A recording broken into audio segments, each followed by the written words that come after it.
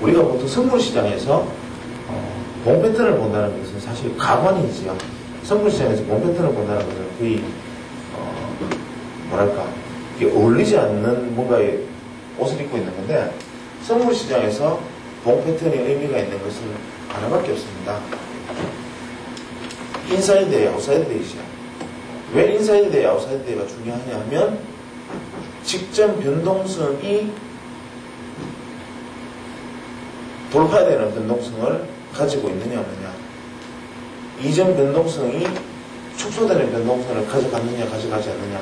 즉 변동성의 범위가 인사이드 데이라 그러면 변동성의 범위가 지난 변동성 내로 최대폭의 변동성이 직전 시세의 변동성 안에 갇혔다는 의미를 가지는 거고, 아웃사이드 데이는 변동성이 직전 변동성을 벗어나는 확장 변동성을 가졌다는 의미를 가지니까, 어떤 시세를 잘랐을 때 예를 들어 30분 시세에서 1분 봉을 가지고 계속 그것을 뭐 인사이드 아웃사이드 데이 그럴 수는 없지만, 인사이드 데이 아웃사이드 데이라는 표현을 쓰는 것은 뭐냐면 봉 패턴을 그렇게 보자는 것이 아니라 시세의 변곡점, 터닝하는 포인트, 돌파하는 포인트에서 어떠한 변동성을 보여주느냐라는 것이 굉장히 중요한 의미를 가지고 있다는 얘기를 하고 있는 겁니다. 결국 그 화두는 계속 무엇이냐면, 이 안에서 이런 소리를 하든 저런 소리를 하든, 또 이것이 돌파되는 과정에서 우리가 기울기라는 이야기를 어제 말씀을 드렸습니다. 기울기라는 것은 시세를 형성해 나갈 때 시장의 매수자와 매도자가 어떠한 긴장 상태에 놓여 있는가를 이야기하는 것이다 그랬으니까, 매수자와 매도자의 긴장이 고조된 상태에서 이것을 돌파해 나간다면, 이것이 의미 있는 채널을 형성하고 있는 채널 박스에 다가갔는데 매수자와 매도자가 다 같이 긴장을 하지 않는다. 혹은 매수자가 더 느슨하다. 이것은 기울기가 이러한 형태로 표현이 될 테니까, 이러한 기울기에서는 이러한 돌파는 근본적으로 불가능하고, 이것이 매수자와 매도자가 날카로운 기울기를 가지고 있다라는 것은 매수자와 매도자가 순간적으로 굉장히 대단히 날카로운 방향으로 긴장을 했다는 소리고, 이것이 긴장을 하기 위해서는 주가가 이렇게 오다가 이렇게 와서 긴장을 하는 것이 아니라 이건 수급상의 에러일 뿐이고, 실제로 이것이 긴장을 하기 위해서는 뭐 이러한 과정을 거쳤던 아니면 이러한 과정을 거쳤던 시장을 긴장하게 만드는 선행 요인이, 기울기를 날카롭게 만들어주는 선행 요인이 존재했기 때문에 이 날카로움은 진짜 문자 그대로 심장을 끌어버리는 날카로운 것을 작용을 할 수 있기 때문에, 이것은 기울기가 어떤 기울기를 가지느냐가 중요하다. 그러면 이 이야기는 뭐냐 하면, 돌파하기 전에는 트랩이 일어난다는 이야기로 또 연결할 수 있죠. 예를 들어서 볼린저 밴드로 잠깐 돌아가서 대부분의 밴드가 이렇게 갈 것 같지만 진짜 강한 패턴은 단기 추세가 아닌 중기 추세의 변동은 이런 식의 돌파가 많지요. 이런 식의 돌파가 많은 것은 이유는 뭐냐면 시장의 긴장이고, 대립적인 시장에서 전형적으로 이러한 어떤 안정 추세를 보이던 투자자들이 한쪽으로 의견이 무너지면서 한쪽으로 무기가 실렸지만, 이것은 뭐냐면 소위 말하는 이 의미는 뭐냐면, 이러한 트랩의 의미는 뭐냐면 시장에 마켓에 지금 현재 이 방향성을 주도하고자 하는 주체가 만약에 발생했을 때 주체의 관망에 의해서 생긴 것이죠.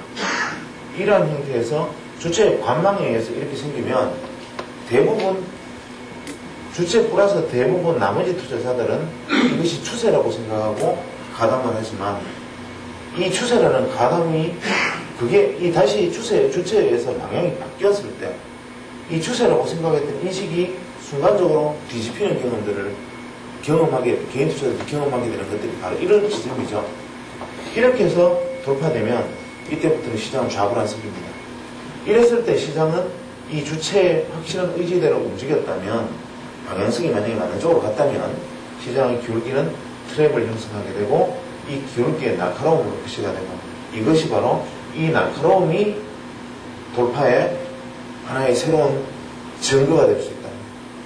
그럼 우리가 채널 브레이크라는 관점에서 놓고 본다면, 채널 브레이크 하나만 놓고 봐도 대단히 많은 시각으로 볼 수가 있습니다. 쉽게 말하면 장중 30분간 일어나는 일로 내가 대응을 해서 10틱 내지 20틱의 수익을 올리겠다는 짧은 단기 매매의 요 전략 그 하나에 이런 의사결정 과정이 엄청나게 들어가 있는 거죠. 이 이야기를 하는 이유는 뭐냐면 결국 단기, 초단기, 짧게 가는 10틱 수익을 올리는 초단기 스윙 스캘핑마저도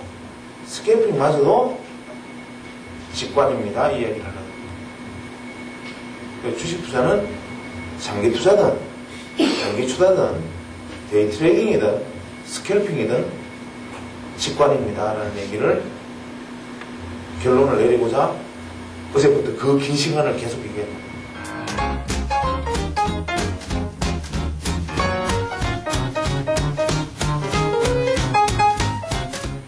우리가 변동성을 예상할 수 있는 것, 돌파를 할 수 있는 것들을 굉장히 긴 다양한 것들로 얘기해봤지만 지금 마지막 강의에서 어떤 생각을 하십니까?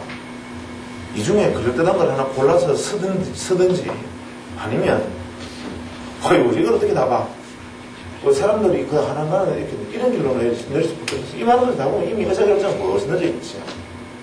그래서 모르겠습니까? 우리가 내리는 것은 이러한 국면들이 도래하면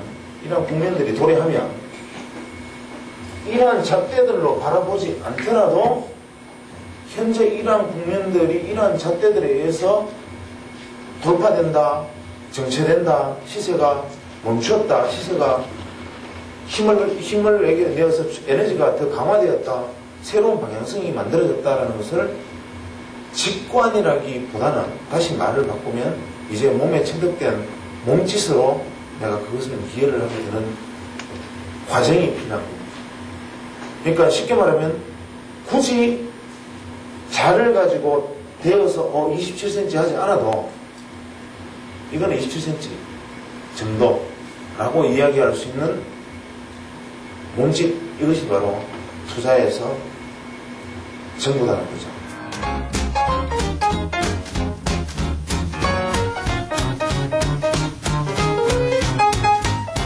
정말 현장은 어떻게 해야 되냐면 내가 눈짓으로 이게 몇 cm다 하는 것을 감각을 키우는 훈련을 해나가는 사람이 굉장한 사람이지.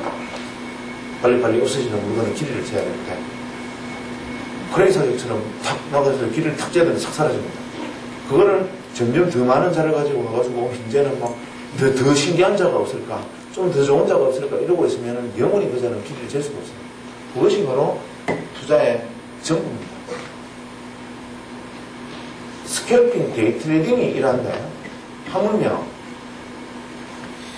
시장을 전체를 보는 우리가 포지셔너들을 어떠하고 만약에 현물 투자자라면 주식시장 전체를 보는 관은 어떠하겠는가라는 생각을 보면 그것은 말을 필요 없이 없습니다.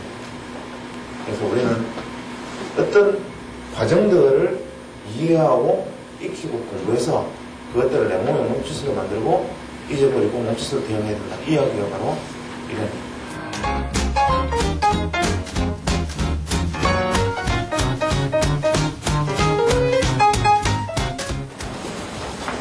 요즘은 투자자들도 개인 투자자들도 실제로 수준이 많이 향상되어 있구나라는 생각은 했습니다. 그런데 의외로 어떤 기법적인 측면에서 진보는 이루어졌는지 모르겠지만 의외로 이 기법이나 잣대라는 관점에서 시장을 보는데 너무 익숙해져서 시장 전체의 중요한 흐름을 놓치고 있는 경우를 많이 발견했고 또 그런 부분에서 제가 작은 도움이 되었다면 나름대로 참 의미 있는 시간이 아니었나 생각을 합니다.